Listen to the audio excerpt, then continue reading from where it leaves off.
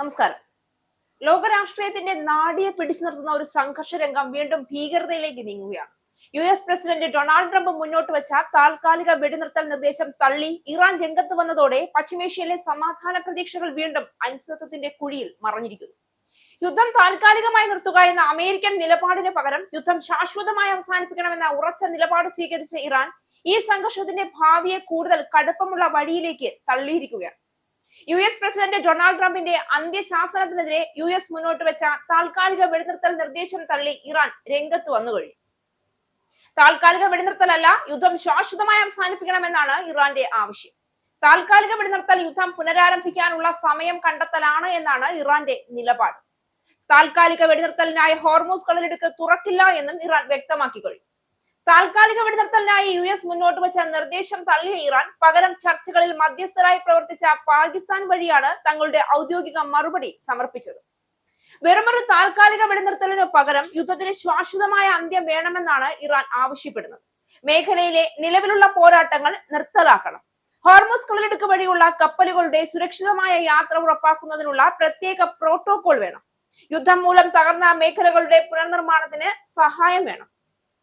ഇറാനെതിരെ നിലനിൽക്കുന്ന അന്താരാഷ്ട്ര ഉപരോധങ്ങൾ നീക്കം ചെയ്യണം തുടങ്ങിയ പ്രധാന നിബന്ധനകൾ ഇറാൻ മുന്നോട്ട് വെച്ചിട്ടുണ്ട്.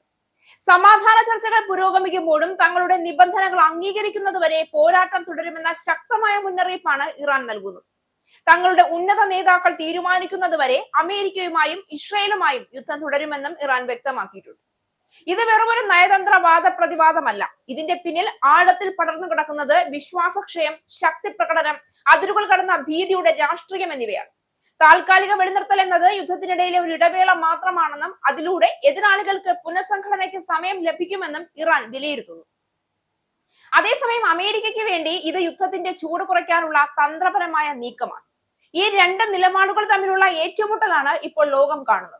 ഇപ്പോൾ നിലനിൽക്കുന്ന അവസ്ഥ കൂടുതൽ ആശങ്കാജനകമാണ്. ഹോർമൂസ് കടലിടുക്ക് പോലുള്ള തന്ത്രപ്രധാന മേഖലകളിൽ ഉയരുന്ന സംഘർഷം ആഗോള സാമ്പത്തിക സംവിധാനത്തെയും നേരിട്ട് ബാധിക്കാനുള്ള സാധ്യതയുണ്ട്.